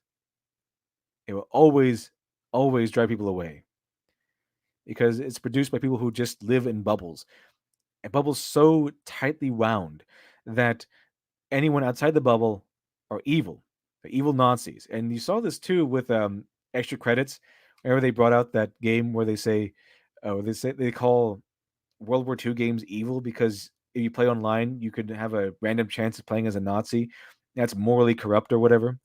Uh, the backlash was justified, but the response to the backlash was that they were happy that they're to be getting unsubscribers, to getting people unsubscribed from them, because in their mind, the only people who would dare unsubscribe because of their video are bigots and Nazis. It's the same mindset. So they may have low ratings, but in their mind, it's a victory because they're turning away all the bigots and Nazis. You don't like our show, and that must mean you're a bigot. You don't like our show, that must mean you're a Nazi. You like our show, that must mean you're a misogynist or someone who just hates women or someone who's against the alphabet people. That's how they think. That's how these people think. So they can go down to 5 people watching their show and they'll be happy because those 5 people are the people that they're playing to. And when they say that this show is not for you, that's a nice way of saying this show is not for bigots. uh, that's the way that's the way it goes. That's how these people think. That's how these people think. Let's see here. Let's see. But we have one more piece of good news. This is legitimately old news. People probably already know this. But I just want to end the stream on a good note. Let's see here. It's covered by Bounding into Comics, so it's not too political. But if anyone remembers that that old confrontation between Nick Sandman and that one Native American guy, I forgot his name, the Covington Catholic student. Yeah, it happened at Covington. Nick Sandman, where everyone who always who always goes on about protecting children, how Greta Thunberg cannot be criticized, went out of their way that day to try to ruin a high schooler's life, including CNN. But the thing is, here's what happened. Nick Sandman got a lawyer. I think the lawyer said he was working for free. He was working for free, and they went out and sued. They were planning to sue all these major media companies. And one of them they hit was, of course, CNN, the king of fake news, false media. And they went in, and CNN settles lawsuit with Nick Sandman for undisclosed amount. CNN knew it probably couldn't really handle this. They knew they probably didn't have a case, or if they did, they didn't want to go be dragged out for so long. So they settled. According to a report by Fox 19, CNN has opted to settle a lawsuit with Covington Catholic student Nick Sandman for an undisclosed amount. Fox 19 reports the amount of the settlement was not made public during a hearing at the federal courthouse in Covington, Kentucky. The lawsuit against CNN is one of the many brought against other major publications, including Washington Post and NBC Universal. There are also plans to sue Gannett and Nathan Phillips, which is the Native American guy. Nathan Phillips. The story hit all the keynotes of sensationalism, and it didn't take long for it to spread like wildfire.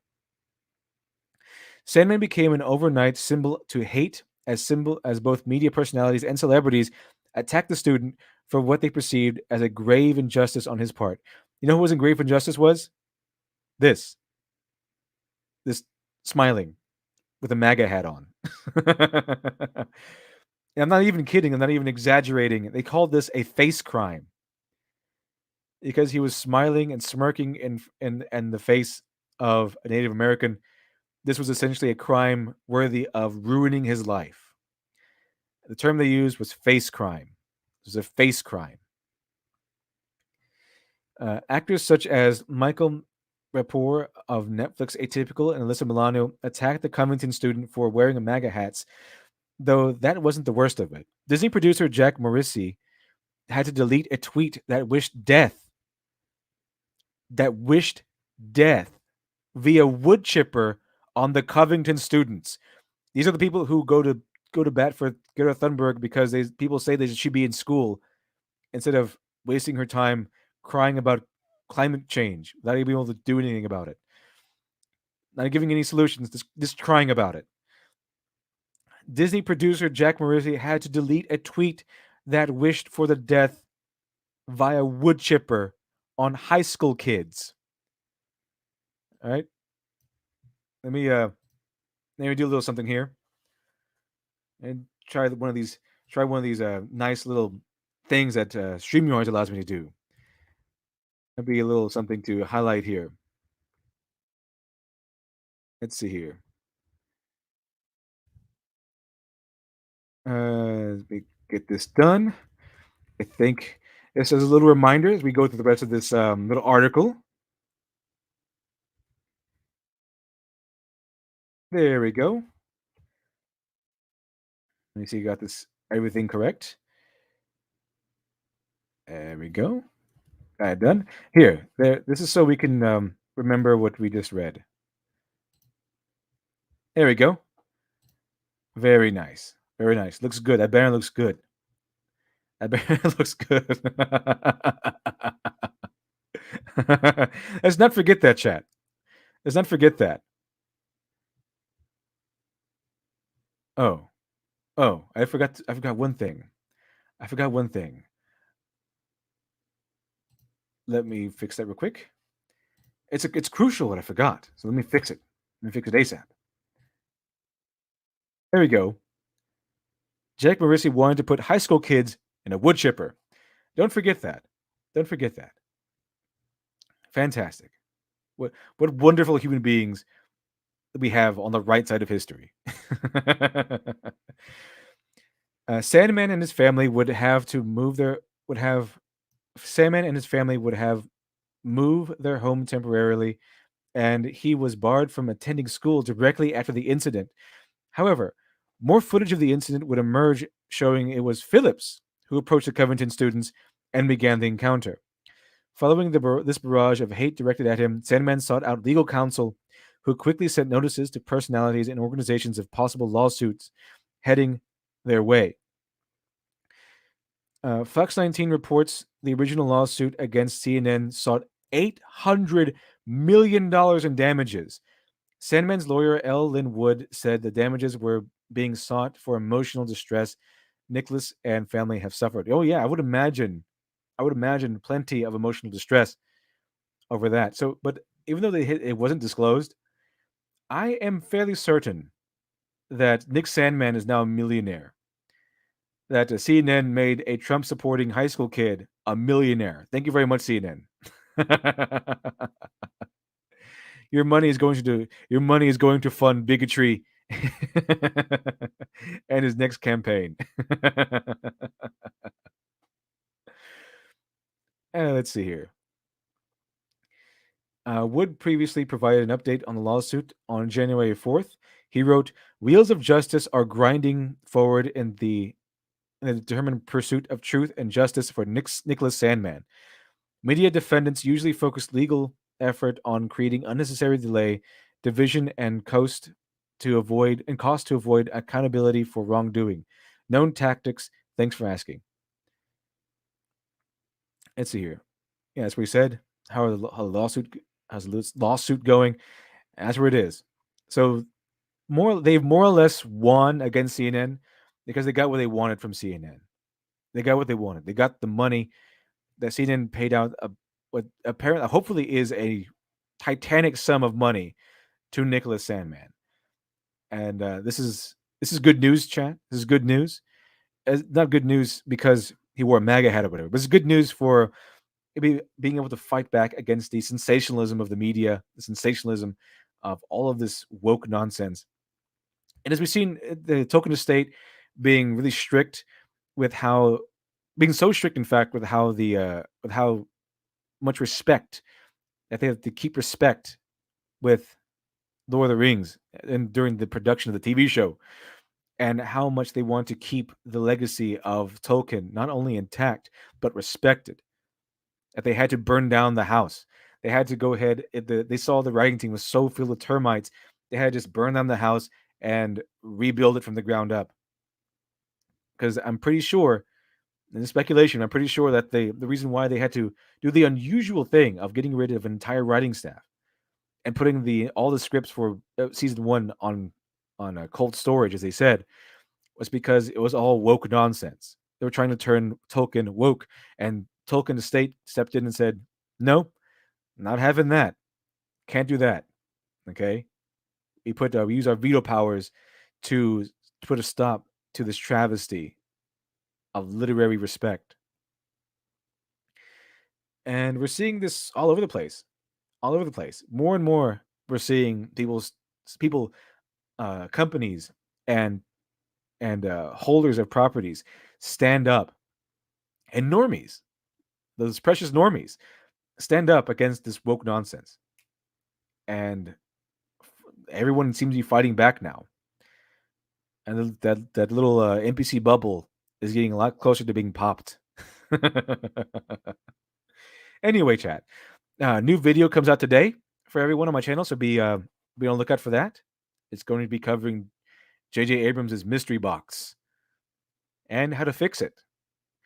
So, with that being said, I think I'm just going to go ahead and close out the stream here. Thank you very much for joining me. And as a reminder, morning nonsense streams are kept all on a channel playlist. So even though it's going to be unlisted, if you want to go to the playlist tab on my channel, you can find a playlist called Morning Nonsense. You can find all the episodes there. Okay? All right. Have a good day, everyone. And I will see you all next time.